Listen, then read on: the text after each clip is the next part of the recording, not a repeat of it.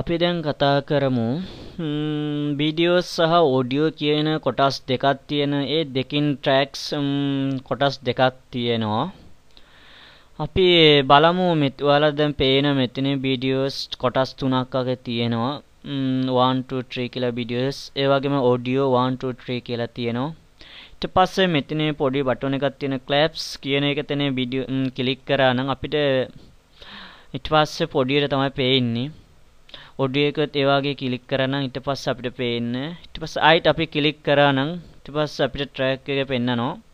ඊට පස්සේ ඔයාලට මෙතනින් see display style කියලා එතන ක්ලික් කරා නම් අපිට ට්‍රැක් ටික පෙන්නනවා. show head only. ඒකේ show head only කිව්වොත් අපිට එක පැත්තේ විතරයි වීඩියෝස් ටික පෙන්නන්නේ. ඊට පස්සේ show head and tail කියලා ක්ලික් කරා නම් අපිට මුල සහ අවසාන වීඩියෝස් ටික අපිට පෙන්නනවා.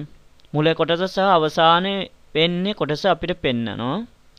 ඊට පස්සේ තව අපි show frames කියන ක්ලික් කරා නම් අපිට හැම වීඩියෝස් එකම මුලින් ඉඳලා මේ ඔක්කොම පෙන්නනවා. ඊට පස්සේ අපිට දැන් ඔයාලට බලන්න චුම් කරලා මේ දැන් ඔයාලට පේනවා. ඊට පස්සේ අපිට මේ වගේ තිබ්බොත් වීඩියෝස් එක එඩිට් කරද්දී අපිට ලේසි කොතනද අපිට පේන්නේ කියලා බලන්න පුළුවන්.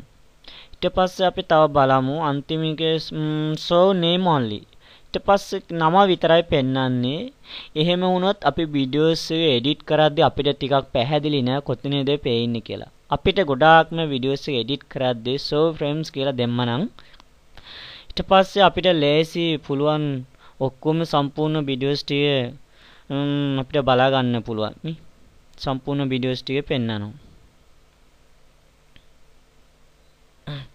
ඊට පස්සේ ඔඩියෝ ට්‍රැක් එක ගැන බලුවොත් see display එතන ක්ලික් කරද්දී අපිට දැන් දාලා තින්නේ show wave from කියලා. ඊට පස්සේ අපිට මේ ඉරි තියෙන ටික පෙන්වන්න. ඊට පස්සේ show name only කිව්වොත් නම විතරයි පෙන්වන්නේ.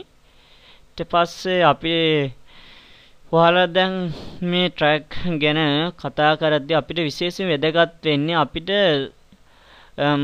show head only දාලා තමයි තියෙන්නේ. නමුත් අපිට කැමැති පරිදි අපි show frame හරි show head on tail හරි දාලා අපි වීඩියෝස් එක එඩිට් කරනවා නම් අපිට ලේසි පහසු වෙනවා වීඩියෝස් එක එඩිට් කරද්දී කිසිම කරදරයක් නැතුව හොඳටම බලලා අපි එඩිට් කරන්න පුළුවන්.